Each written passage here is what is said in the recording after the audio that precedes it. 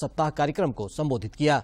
इस दौरान श्री मोदी ने केंद्रीय सतर्कता आयोग के नए शिकायत प्रबंधन प्रणाली पोर्टल की भी शुभारंभ की। प्रधानमंत्री ने कहा कि भ्रष्टाचार के खिलाफ निर्णायक लड़ाई का समय आ गया है। ये संकल्प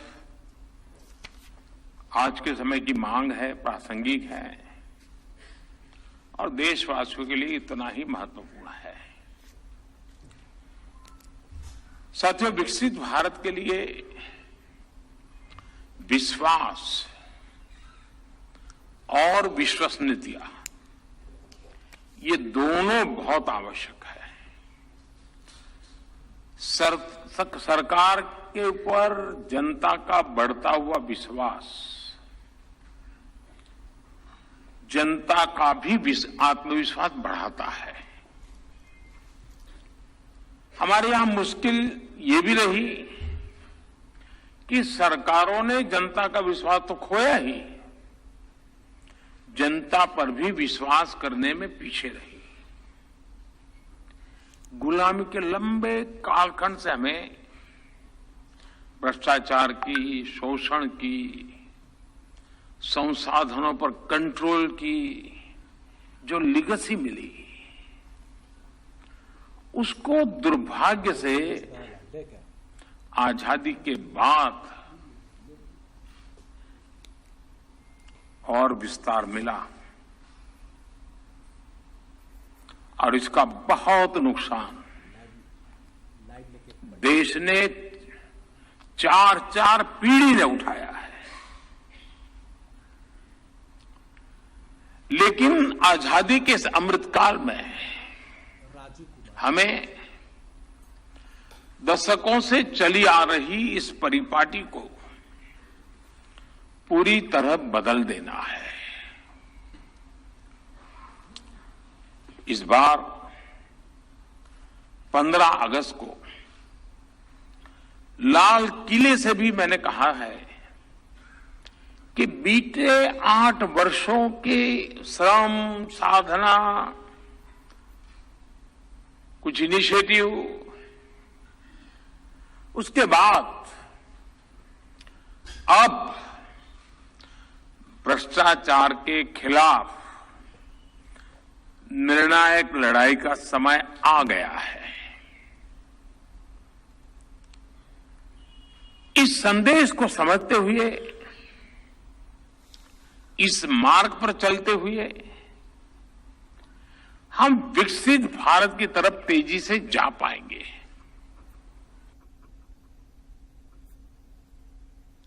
और आपको सीधे लेकर चलते हैं नई दिल्ली, जहां केंद्रीय चुनाव आयोग की ओर से एक प्रेस कॉन्फ्रेंस किया जा रहा है, जिसमें गुजरात विधानसभा चुनाव को लेकर आधिकारिक घोषणा हो रही है। आंसर मैंने मल्टीपल फैक्टर्स के केस में दे चुका हूं। कितने दिन बाकी हैं, कितने दिन पहले हम अभी भी कर रहे हैं। और ये भी संज्ञान में रखिए कि रिसेंटली एक दुखद घटना भी वहां घटी, उस वजह से भी थोड़ा हम लोगों को डिलेट हुआ। आज कल भी जैसे वहाँ स्टेट में स्टेट मॉर्निंग थी, तो it's a multiple factors. Sir Neeraj, news 18 India से, नेटवर्क 18 से। मेरा सवाल है कि अभी आपने तमाम राजनीतिक दलों को पत्र लिखा था कि आप जो घोषणा पत्र में चुनावी वादे करेंगे उसका फॉर्म में जिक्र देना होगा कि धन कहां से आएगा, राजकीय एक्सचेकर पे क्या प्रभाव पड़ेगा। ज्यादातर राजनीतिक दलों ने उस योजना का, आपके प्रस्ताव का विरोध किया है कि चुनाव आयोग के मैंडेट में नहीं आता। चुनाव आयोग की टिप्पणी क्या है उन जवाबों पर, और चुनावी वादों के प्रति और मतदाताओं के प्रति जो राजनीतिक दल अपने वादे करते हैं उनकी रिस्पॉन्सिबिलिटी को कैसे सुनिश्चित करेंगे कि वो वादे पूरा करें। और एक जानकारी चाहता हूं आपसे, आपने कहा था कि पिछले कई वर्षों में आपने, तो अभी हम दिल्ली से देख रहे थे मुख्य चुनाव आयुक्त राजीव कुमार की प्रेस वार्ता। गुजरात चुनावों का ऐलान कर दिया गया है। 1 दिसंबर को पहले चरण की वोटिंग होगी और 8 दिसंबर को मतगणना का काम होगा। और अब बढ़ते हैं दूसरी खबर पर। देश भर में पिछले 24 घंटे के दौरान कोविड के 1326 नए मामले सामने आए हैं, जबकि इस दौरान 1723 कोरोनावीरों ने इस महामारी को पराजित कर जिंदगी की जंग जीती है। देश में फिलहाल कोविड के 17,912 मामले सक्रिय हैं और ज्यादातर इलाकों में कोविड संक्रमण के मामलों में लगातार गिरावट देखी जा रही है।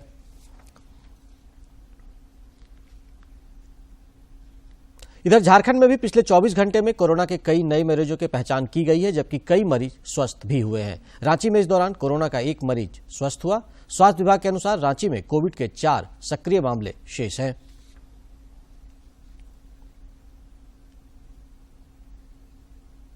देश में कोविड के खिलाफ जारी जंग में टीकाकरण अभियान तेज गति से जारी है। केंद्रीय स्वास्थ्य मंत्रालय के ताजा आंकड़ों के अनुसार देश में अब तक 2 अरब 19 करोड़ 68 लाख से अधिक कोविड रोधी टीके लगाए जा चुके हैं। मुख्यमंत्री हेमंत सोरेन को ईडी का समन मिलने के बाद राज्य में राजनीतिक हलचल तेज हो गई है। मुख्यमंत्री हेमंत सोरेन की अध्यक्षता में कल देर शाम हुई बैठक में यह तय किया गया कि 5 नवंबर को यूपीए सभी जिला मुख्यालयों में धरना देगी। राज्यपाल को ज्ञापन सौंपकर विरोध दर्ज कराया जाएगा। उसके बाद परिस्थिति के अनुसार आगे की रणनीति बनाई जाएगी। बैठक में प्रदेश कांग्रेस अध्यक्ष राजेश ठाकुर, विधायक दल के नेता आलमगीर आलम, श्रम मंत्री सत्यानंद भोक्ता के अलावा सत्ता पक्ष के तमाम विधायक मौजूद थे।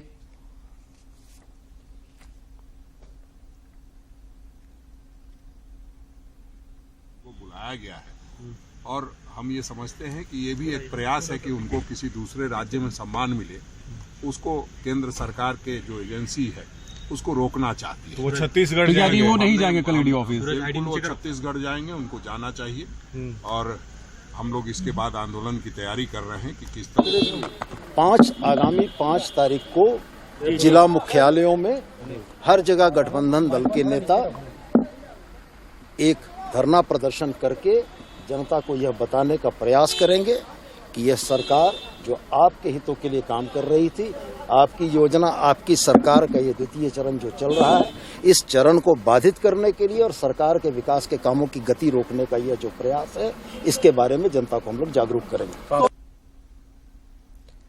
तो ये सुन रहे थे हम बैठक के बाद कांग्रेस नेता राजेश ठाकुर और जेएमएम के विधायक सुदीप कुमार सोनू अपनी बात रख रहे थे। इधर भारतीय जनता पार्टी ने राज्य सरकार के विरोध में 7 से 13 नवंबर तक प्रखंड मुख्यालयों में आक्रोशपूर्ण प्रदर्शन करने का निर्णय लिया है। इस प्रदर्शन में पार्टी के प्रदेश स्तर के नेता, जनप्रतिनिधि, सांसद और विधायक शामिल होंगे। आक्रोशपूर्ण प्रदर्शन की सफलता के लिए कल जमशेदपुर में पार्टी की बैठक हुई। बैठक में भाजपा के राष्ट्रीय उपाध्यक्ष सह पूर्व मुख्यमंत्री रघुवर दास, जिले के सांसद विद्युत परण महतो, पूर्व विधायिका मेनका सरदार और पार्टी के वरिष्ठ नेता जेबी तुबित समेत बड़ी संख्या में जिला स्तर के नेता शामिल हुए। इस दौरान जिला कमेटी के वरीय नेताओं को भी कई निर्देश दिए गए।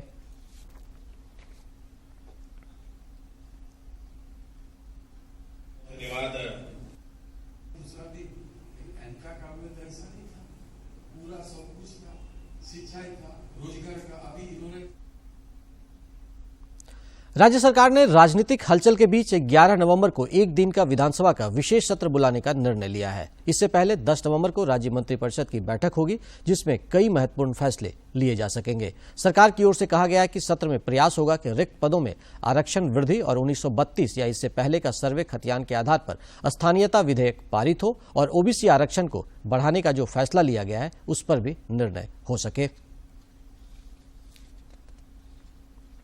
राष्ट्रपति द्रौपदी मुर्मू ने पूर्वोत्तर दौरे के दूसरे दिन आज कोहिमा में द्वितीय विश्व युद्ध के शहीदों को श्रद्धांजलि दी।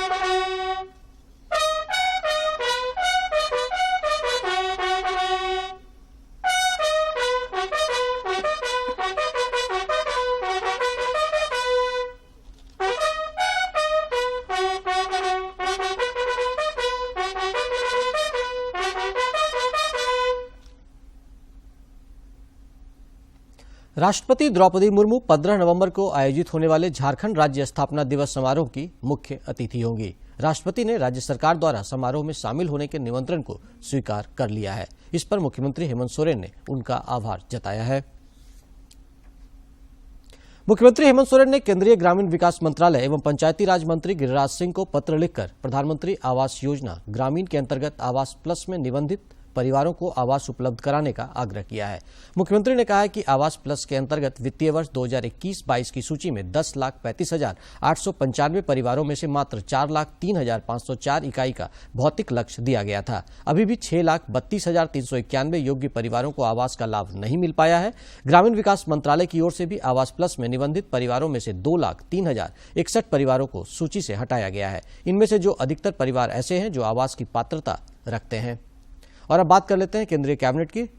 केंद्रीय मंत्रिमंडल ने इस वर्ष रबी फसल के लिए उर्वरकों पर सब्सिडी की नई दरों को मंजूरी दे दी है। नई दरें इस वर्ष 1 अक्टूबर से लागू हो गई हैं और अगले वर्ष 31 मार्च तक प्रभावी रहेंगी। इसके अलावा केंद्रीय मंत्रिमंडल ने एथेनॉल मिश्रित पेट्रोल के लिए सार्वजनिक क्षेत्र की 3 विपणन कंपनियों की खरीद प्रक्रिया को मंजूरी दे दी है। की अध्यक्षता में हुई आर्थिक मामलों की कैबिनेट समिति ने इथेनॉल की विभिन्न कीमतों में बढ़ोतरी का फैसला लिया है। पर्यावरण के प्रति अपनी प्रतिबद्धताओं के तहत भारत ने पेट्रोल में बायो ईंधन के ब्लेंडिंग की योजना शुरू की है, जिससे किसानों की आमदनी को बढ़ाया जा सके और पेट्रोल की खपत में कमी लाई जा सके। पेट्रोलियम और प्राकृतिक गैस मंत्री हरदीप सिंह पुरी ने कहा कि सरकार ने पेट्रोल का 20% सम्मिश्रण का जो लक्ष्य 2030 तक तय किया था, अब उसे कम कर 2024-25 कर दिया गया है। उन्होंने कहा कि सरकार इथेनॉल के उत्पादन पर विशेष ध्यान दे रही है ताकि भविष्य की जरूरतों को पूरा किया जा सके। इसमें हमने क्या तय किया है कि the price of ethanol from C heavy molasses will be increase from ₹46.66 पैसे पर लीटर टू 49.41 पैसे per litre. The price of ethanol from B heavy molasses, that is the one which has 2.5% ethanol attraction potential, will go up from 59.08 paise per liter to 60.73 paise per liter. It's a small amount, but it's an increase. Third one, the price of ethanol from sugarcane juice, sugar syrup will increase from 63 रुपए 45 पैसे per litre to 65 rupees 61 पैसे per litre. केंद्रीय मंत्रिमंडल ने 1 अक्टूबर 2022 से 31 मार्च 2023 तक रबी season 22-23 के लिए फॉस्फेटिक और पोटाश उर्वरकों के लिए पोषण तत्व आधारित सब्सिडी दरों को भी मंजूरी दे दी। सरकार के इस फैसले से 51,875 करोड़ रुपए का खर्च आएगा। इस रबी सीजन में सभी पीएनके उर्वरक किसानों को रियायती कीमतों पर आसानी से उपलब्ध हो सकेगा और कृषि क्षेत्र को सहायता मिलेगी। उर्वरकों और उससे संबंधित कच्चे माल की अंतर्राष्ट्रीय कीमतों में अस्थिरता को केंद्र सरकार ही वहन करती है और किसानों पर इसका असर नहीं पड़ता। अन्य फैसलों में केंद्रीय मंत्रिमंडल ने अरुणाचल प्रदेश की राजधानी ईटानगर के होलोंगी में स्थित ग्रीनफील्ड हवाई अड्डे का नाम डोनी पोलो हवाई अड्डा ईटाकरण के रूप में करने को मंजूरी दी है। इसके अलावा सरकार ने जल संसाधन विकास और प्रबंधन के क्षेत्र में सहयोग पर भारत और डेनमार्क के बीच समझौता ज्ञापन को भी अपनी मंजूरी दे दी। गिरीश निशाना के साथ ऋषि कुमार, डीडी न्यूज, दिल्ली। सरायकेला खरसावां जिले के सरायकेला थाना के बाल मित्र कक्ष में पूर्वी सिंहभूम के धालभूमगढ़ थाना क्षेत्र के रहने वाले एक नाबालिग ने कल फांसी लगाकर आत्महत्या कर ली। जिले के पुलिस अधीक्षक आनंद प्रकाश ने तत्काल कार्रवाई करते हुए थाना प्रभारी मनोहर कुमार को निलंबित कर दिया है। उन्होंने पत्रकारों से बातचीत में कहा कि दोषियों के खिलाफ कड़ी कार्रवाई की जाएगी। तो थाना प्रभारी सरायकेला द्वारा बताया गया कि एक व्यक्ति जिसका नाम मोहन मुर्मू है, जिसका उम्र लगभग 18 वर्ष है, उसकी मृत्यु हो गई थाना भवन में, थाना हाजत में। तो इस संबंध में एक यूडी कांड दर्ज किया गया है।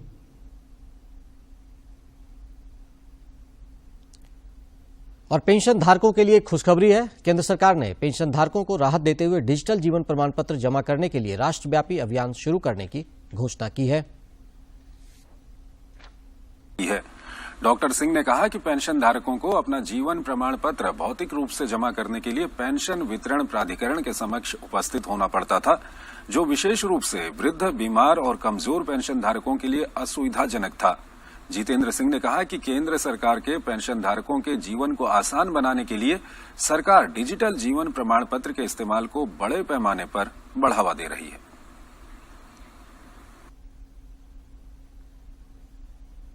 एडिलेड में T20 क्रिकेट विश्व कप में कल एक रोमांचक मुकाबले में भारत ने बांग्लादेश को 5 रन से हरा दिया। इस जीत के साथ भारत की सेमीफाइनल में पहुंच की राह आसान हो गई है। बुधवार को एडिलेड के मैदान पर एक दूसरे के खिलाफ थी। टॉस के मोर्चे पर बांग्लादेश ने कामयाबी दर्ज की और पहले गेंदबाजी करना बेहतर समझा। आलोचकों के निशाने पर चल रहे भारतीय ओपनर्स एक बार फिर अच्छी शुरुआत नहीं दे पाए और रोहित शर्मा 2 के स्कोर पर पवेलियन लौट गए। लेकिन पिछले 3 मैच से निराश करते आ रहे केएल राहुल ने इस बार दगा नहीं दिया। वहीं विराट कोहली ने अपने फेवरेट मैदान पर 16 रन बनाते ही T20 विश्व कप में सबसे ज्यादा रन बनाने का कीर्तिमान हासिल किया। इस कड़ी में उन्होंने महिला जयवर्धने का रिकॉर्ड तोड़ा। विराट और राहुल के बीच दूसरे विकेट के लिए 67 रन की साझेदारी हुई, जिसमें केएल राहुल का अर्धशतक भी सामने आया। हालांकि राहुल 50 पर ही पवेलियन भी वापस लौट गए। बहरहाल इसके बाद सूर्यकुमार यादव ने विराट कोहली का अच्छा साथ निभाया। सूर्यकुमार ने 16 गेंदों पर 30 रन बनाए। दूसरे छोर पर बल्लेबाज बदलते रहे, लेकिन विराट टिके रहे और उन्होंने 37 गेंदों पर 50 पूरी की। विराट कोहली और केएल राहुल की शानदार पारी के बल पर भारत ने 6 विकेट पर 184 रन का स्कोर किया। बांग्लादेश के ओपनर्स नजमुल हुसैन शांतो और लिटन दास ने तेज तर्रार शुरुआत दी। लिटन दास ने 21 गेंदों पर अर्धशतक लगाया। इन दोनों ने मिलकर 7 ओवर में 66 रन बना दिए। इसके बाद आई बारिश ने मामला खराब किया और जब दोबारा मैच शुरू हुआ तो टारगेट को 16 ओवर में 151 रन कर दिया गया। दबाव की स्थिति ने अपना असर दिखाया और बांग्लादेश का पहला विकेट लिटन दास के रूप में सामने आया, जो कि रन आउट हो गए। लिटन 60 पर पवेलियन लौटे। इसके थोड़ी ही देर बाद मोहम्मद शमी ने नजमुल हुसैन शांतो को 21 पर सूर्यकुमार यादव के हाथों कैच करवाया। इसके थोड़ी ही देर बाद अर्शदीप सिंह ने हफीफ हुसैन और शकीबुल हसन का विकेट गिराकर बांग्लादेश को जबरदस्त दबाव में ला दिया।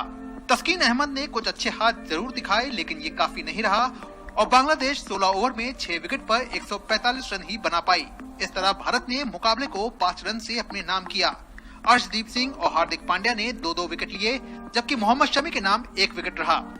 इस जीत ने टीम इंडिया को राहत की सांस जरूर दी होगी और भारत की अगली कोशिश बांग्लादेश को हराने के बाद अब जिम्बाब्वे को हराकर 8 अंकों के साथ सेमीफाइनल में जगह बनाने की होगी।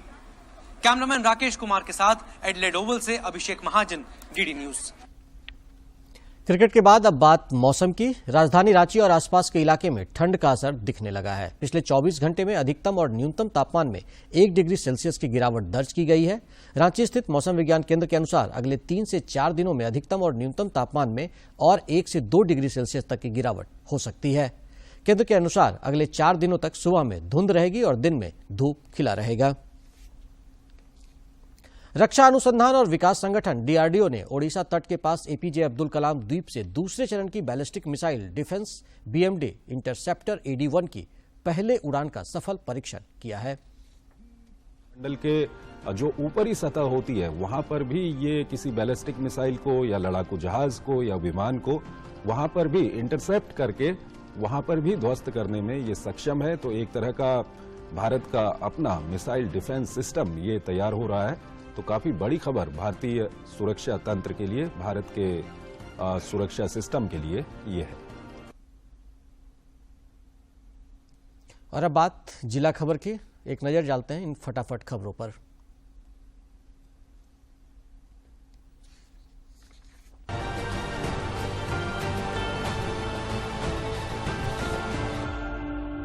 विकास आयुक्त सह स्वास्थ्य विभाग के अपर मुख्य सचिव अरुण कुमार सिंह ने शेख बिहारी मेडिकल कॉलेज हजारीबाग का दौरा किया। इस दौरान उन्होंने अस्पताल में स्वास्थ्य सहित अन्य व्यवस्थाओं का जायजा लिया। मौके पर उन्होंने मेडिकल कॉलेज भवन परिसर में निर्माणाधीन कार्य में गुणवत्ता का ख्याल रखते हुए कार्यों में तेजी लाने का निर्देश दिया। पूर्वी सिंहभूम जिले के 10 प्रखंडों एवं नगर निकायों में आपकी सरकार आपकी योजना आपके द्वार कार्यक्रम के तहत विशेष शिविर का आयोजन किया जा रहा है। जिले की उपायुक्त ने लोगों से अपील की है कि कैंप में शामिल होकर सरकार की कल्याणकारी योजनाओं का लाभ उठाएं। सरायकेला खरसावां जिले के पहाड़ियों के तलहाटी में बसे कुचाई प्रखंड के रोलाहातों में आपकी योजना सरकार आपके द्वार कार्यक्रम के तहत पंचायत स्तरीय शिविर आयोजित किया गया। कार्यक्रम में खरसावां विधायक दशरथ कागरई, कोल्हान आयुक्त, उपायुक्त और पुलिस अधीक्षक ने लाभुकों के बीच परिसंपत्तियों का वितरण किया। रामगढ़ जिले में आपकी योजना आपकी सरकार आपके द्वार कार्यक्रम में मुख्यमंत्री शिरकत करेंगे। मुख्यमंत्री के प्रस्तावित दौरे को लेकर जिले की उपायुक्त माधवी मिश्रा ने चितरपुर प्रखंड अंतर्गत रजरप्पा स्टेडियम का निरीक्षण किया और तैयारियों का जायजा लिया। धनबाद के उपायुक्त ने विभिन्न पंचायतों में लगाए जा रहे विशेष शिविर की सूची जारी की है। उन्होंने लोगों से अपील की है कि योजनाओं के लाभ एवं शिकायतों के निष्पादन हेतु शिविर में वो अवश्य आएं। हजारीबाग की उपायुक्त नैन्सी सहाय ने जिले के विभिन्न प्रखंडों में लगाए जा रहे शिविर की सूची जारी की है। साथ ही साथ उन्होंने अपील की है कि लोग शिविर में शामिल होकर योजनाओं का लाभ एवं शिकायतों के निष्पादन हेतु अवश्य आएं। झारखंड शिक्षा परियोजना के योजनानुसार नई शिक्षा नीति 2020 को लागू करने को लेकर दीनदयाल उपाध्याय स्मृति भवन पलामू में जिला स्तरीय मुखिया सम्मेलन का आयोजन किया गया। सम्मेलन का उद्घाटन उद्घाटन उपायुक्त ए दोडे, जिला उप निर्वाचन पदाधिकारी शैलेश कुमार और जिला शिक्षा पदाधिकारी अनिल कुमार चौधरी ने संयुक्त रूप से किया। बोकारो जिले में उपायुक्त आवास के बगल में टाउन हॉल का निर्माण कराया जाएगा, जिसकी लागत 24 करोड़ 47 लाख रुपए आएगी। इसके निर्माण कार्य विधिवत भूमि पूजन कर आधारशिला रखी गई। मौके पर सांसद पशुपतिनाथ सिंह, विधायक विरंची नारायण, डीडीसी कीर्तिश्री, अपर नगर आयुक्त अनिल कुमार सिंह मौजूद थे। रामगढ़ की उपायुक्त माधवी मिश्रा ने पीबीयूएनएल पतरातू में सतर्कता जागरूकता सप्ताह के अंतर्गत आयोजित बैठक में शामिल हुई। इस दौरान भ्रष्टाचार उन्मूलन के लिए सभी को मिलकर काम एवं इसमें अपना योगदान देने के प्रति जानकारियां दी गई। रांची रेल मंडल में 31 अक्टूबर से 6 नवंबर तक सतर्कता जागरूकता सप्ताह मनाया जा रहा है। इसी के तहत मंडल रेल प्रबंधक कार्यालय के सभागार में इंजीनियरिंग विभाग द्वारा कॉन्ट्रैक्टर्स मीट तथा यातायात विभाग द्वारा वेंडर्स मीट का आयोजन किया गया।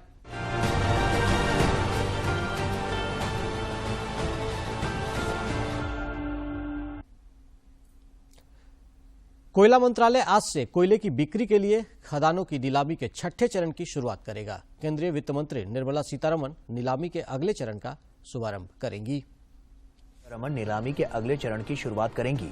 निविदा दस्तावेज की बिक्री आज से शुरू होगी। ये नीलामी 2 चरणों की एक पारदर्शी प्रक्रिया के माध्यम से ऑनलाइन आयोजित की जाएगी।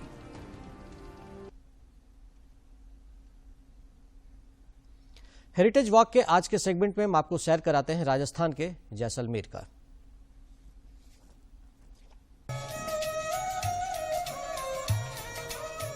यह है राजस्थान के जैसलमेर में मौजूद बड़ा बाग। यहाँ बेहतरीन वास्तुकला का नमूना पेश करते शाही स्मारक और छतरियां बनी हुई हैं। इन स्मारकों को जैसलमेर के अलग अलग राजाओं की याद में बनवाया गया था।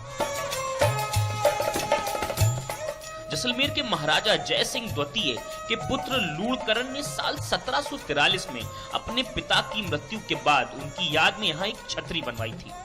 इसके बाद लूणकरण और दूसरे भाटी राजाओं की याद में यहाँ छतरियां बनवाने का सिलसिला चलता रहा और यहाँ समय के साथ कई सारे स्मारक और छतरियां बनते रहे।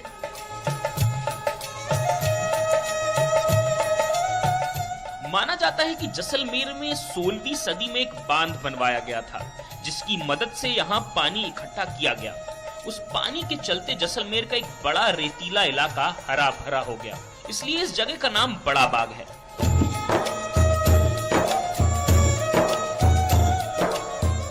बड़ा बाग जैसलमेर से करीब 6 किलोमीटर दूर उत्तर में एक छोटी पहाड़ी पर स्थित है। ये बाग ऐसी जगह पर मौजूद है जहां से सूर्यास्त का अद्भुत नजारा देखने को मिलता है। इन छतरियों की खास बनावट लोगों का मन मोह लेती है।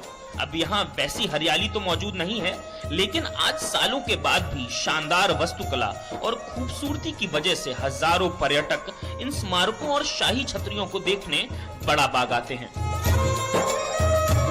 Bureau report, DD news. और जैसलमेर की खूबसूरती के बाद अब नजर डाल लेते हैं गणतंत्र दिवस के तैयारियों पर। एनसीसी के गणतंत्र दिवस शिविर 2023 के लिए चयन प्रक्रिया शुरू हो गई है।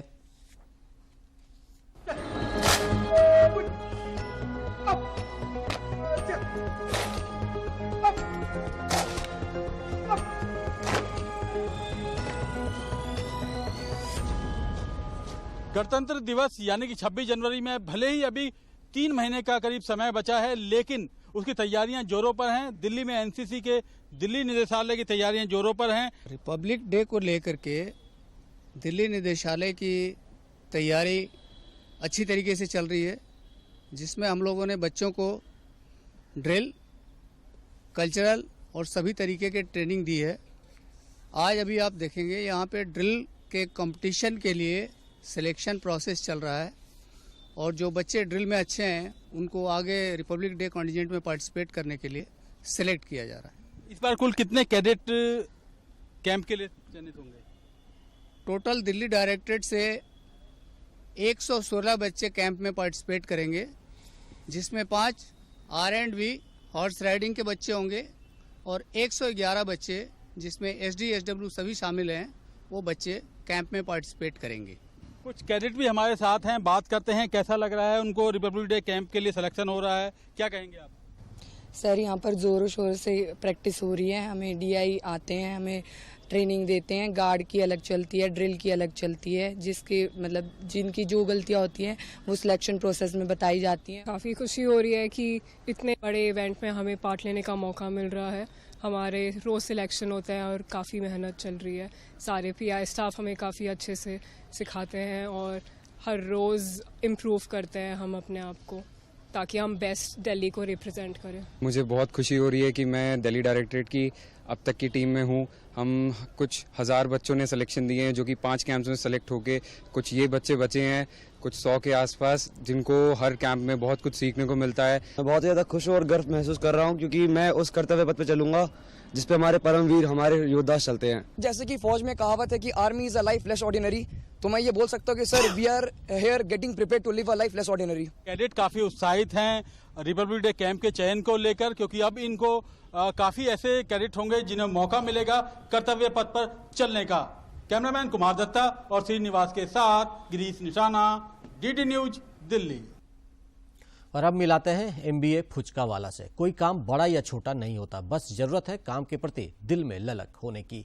MBA की पढ़ाई करने और उसके बाद बड़ी बड़ी कंपनियों में अच्छे पोस्ट पर काम करने के बाद एक ऐसे युवक हैं जो इन दिनों रांची में खुद का स्टॉल लगाकर गोलगप्पे बेच रहे हैं और दूसरे युवाओं को भी रोजगार दे रहे हैं। रांची के अशोकनगर में गोलगप्पे का व्यवसाय कर रहे नीतीश कुमार इन दिनों चर्चा का विषय बने हुए हैं। वजह यह है कि बनारस में MBA की पढ़ाई और कई बड़ी कंपनियों में अच्छे पोस्ट पर किए गए कामों के अनुभव को इन्होंने अपने स्टॉल में समेटने का प्रयास किया है।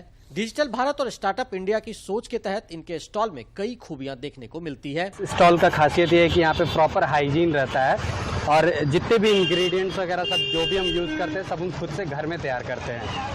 और आप हमारे पास ऑप्शन है कि आप 4 डिफरेंट फ्लेवर्स के पानी को टेस्ट कर सकते हैं। केंद्र सरकार द्वारा चलाए जा रहे आत्मनिर्भर भारत अभियान से प्रभावित होकर नीतीश ने भी अपना खुद का व्यवसाय शुरू किया है और वह आज अन्य युवाओं के लिए भी रोजगार के मौके प्रदान कर रहे हैं। नीतीश फिलहाल एक स्टॉल चला रहे हैं और आने वाले समय में उनकी प्लानिंग है कि इस तरह के स्टॉल रांची के अन्य जगहों पर भी शुरू किया जाए। दूसरों के लिए काम करें, इससे बेहतर है कि आप अपने लिए काम करें। दूसरों के काम करने के बाद मतलब दूसरों के काम करने के लिए वो मजा नहीं है जो आपको खुद के रोजगार से मिलता है। और अगर आप खुद के लिए काम करते हैं इसका मतलब आप दूसरे को भी रोजगार दे सकते हैं। अगर आप नीतीश के गोलगप्पे के स्टॉल में हाइजीन का पूरा ख्याल रखने के साथ पेमेंट सिस्टम को भी ऑनलाइन रखा गया है। तकनीक का इस्तेमाल करते हुए गोलगप्पे में मसालेदार पानी सेंसर के माध्यम से डाला जाता है। इन सब नए प्रयोगों से गोलगप्पा खाने वाले बेहद खुश नजर आते हैं। तो और पेमेंट वगैरह का भी ऑनलाइन आप यहाँ पे पेमेंट कर सकते हैं। कुछ नया करने की सोच ने आज नीतीश को एक अलग पहचान दिलाई है। साथ ही कभी खुद नौकरी करने वाले नीतीश आज दूसरों को भी काम देने वाले बन गए हैं। रांची से करमबीर के साथ मैं दिवाकर कुमार। तो दिल में लगन हो और जज्बा हो तो मंजिलें अपने आप खुद मिल जाती है। इस बुलेटिन में फिलहाल इतना ही। अंत में मुख्य समाचार पर एक बार फिर डालते हैं नजर। प्रधानमंत्री नरेंद्र मोदी ने केंद्रीय सतर्कता आयोग के सतर्कता जागरूकता सप्ताह कार्यक्रम को किया संबोधित। नए शिकायत प्रबंधन प्रणाली पोर्टल की भी शुरुआत।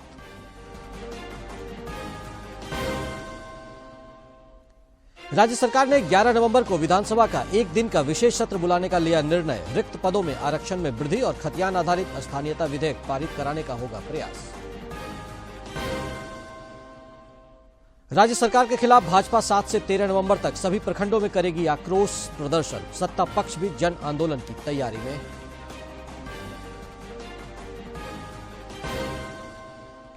और झारखंड राज्य स्थापना दिवस समारोह में राष्ट्रपति द्रौपदी मुर्मू होंगी मुख्य अतिथि। मुख्यमंत्री ने जताया आभार।